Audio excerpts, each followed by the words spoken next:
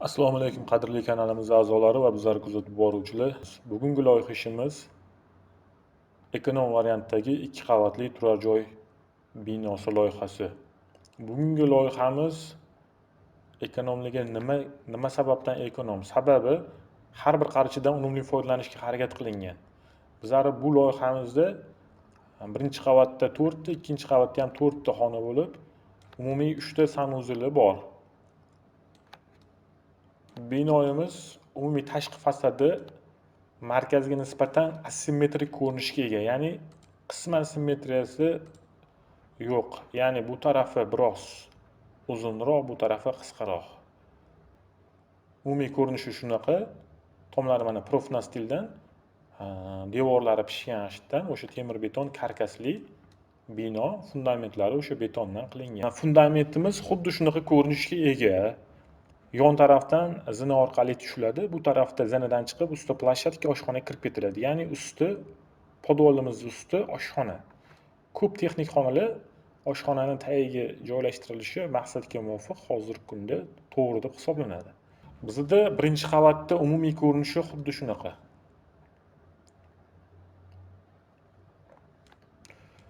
Birinchi qavatga mana boyagi kirish joyimiz.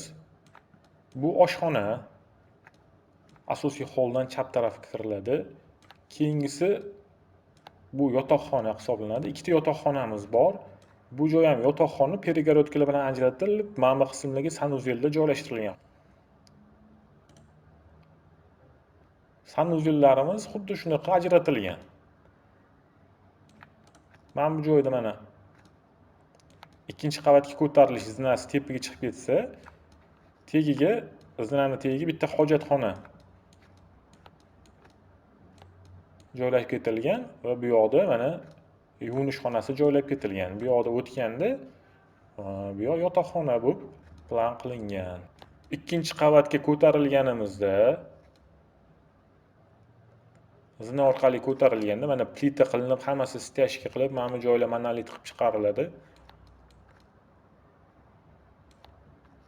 Yuk ko'taruvchi devorlar mana bu joyda bitta balka qo'yib ketiladi. Temir beton balka. Bular seysmopoyaz bo'lsa, bu yog'i balka bo'ladi. Balka qilishdan maqsad bu yoq ikkinchi qavatda ham xuddi birinchi qavatdagi singari sanuzel joylab ketilgan перегородкаdan ishlatiladi. Mana yuvinish xonasi bo'lsa, mana bu yerda mana yotoqxona, ya'ni yotoqxonalar, bu yoqda yana umumiy xona, shunaqa tartibda loyihalangan. Bu joyda mana balki xonaning ichida sanuzelning ichida turib qolsa xunuk bo'lmaydimi degan joyga napshivka qilib qo'yilaveradi. Xuddi shunaqa ko'rinishda 8 ta xonadan iborat 15 ga 8 o'lchamdagi 2 qavatli binoyimiz. Binoyimizning umumiy ko'rinishi. Mana bu joylar alikopontdan, plastikdan ishlanishi mumkin yoki alyuminiy stenovoy panel, har xil materiallardan ishlanishi mumkin, karnizning svesi. Endi buni planlariga o'tamiz.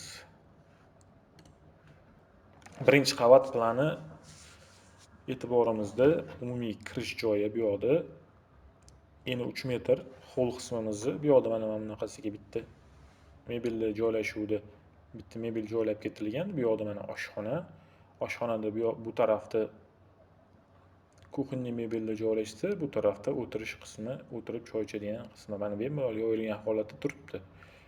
Kvadratura sharoit normal darajada. 4.90 ga 3.40. Bu yoqdan ko'chaga ham chiqib ketish mumkin, bu yoqdan mana podval qismiga tushib ketiladi, podvalga. Qo'limizga qaytamiz va bu yoqda bitta bolalar xonasi joylab ketilyapti. Kvadratlari berilyapti 16.7 metr kvadrat. Bu yoqda mana zina bunda ko'tarilib ketsa, tagida sanuzel bo'lyapti. Bu yoqda bo'lsa mana yuvinish xonasi. Ya'ni sanuzel qilib ishlatib ketilgan bu yerda. Bu yoqda yana bitta yotoqxona bo'lyapti. Bu yoqda mehmonxonaga kirish bu tarafdan bo'ladi, alohida 19.3 metr kvadrat, 5.5 ga 3.40 ga tashkil etyapti. Unaqa katta mehmonxonamiz. Bu yoqda mana texnik iqtisodiy ko'rsatkichlar, hudud maydoni, qurilish ostida maydoni, umumiy maydon, qurilish hajmi kabi parametrlar berib ketilyapti. Bu yoqda bo'lsa, o'sha etajdagi vitrajli eshik va oynalarni nomlari, o'lchamlari bu yoqda berib ketilyapti. Ikkinchi qavatimiz. Bu yoqda ham mebel jihozlar joylashuvi berilgan. Zinadan chiqilganda bu yoqda bitta sanuzel berilyapti. Bu yoqda mana bitta detskiy, yana ikkinchi detskiy, bu yoqda yotoqxona berilyapti. Sanuzel общий. Bu holda oxirida balkondan chiqishdan oldin bitta kichikroq divan berilyapti. O'tirganda mana kitob o'qib o'tiriladi.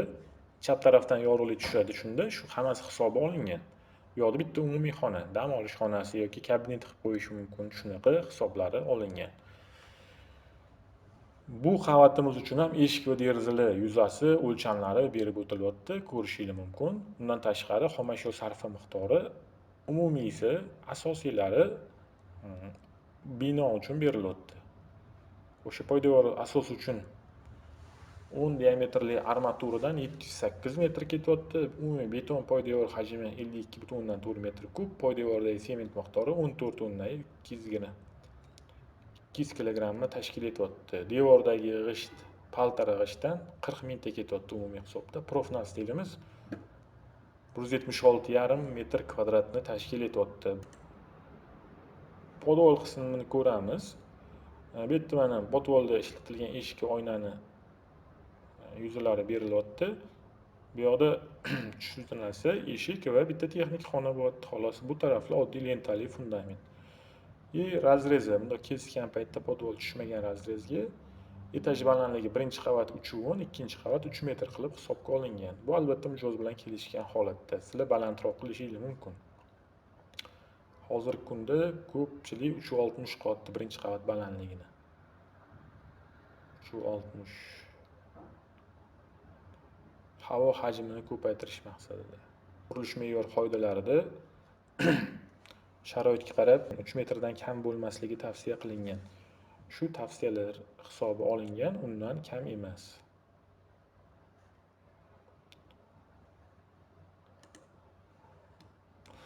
Hozirgi binoyimizning umumiy ko'rinishi.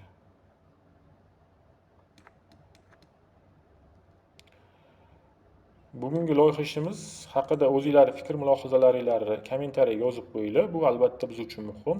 Bizlarni qo'llab-quvvatlaysizlar degan umidda bizni e'tiboringiz uchun rahmat.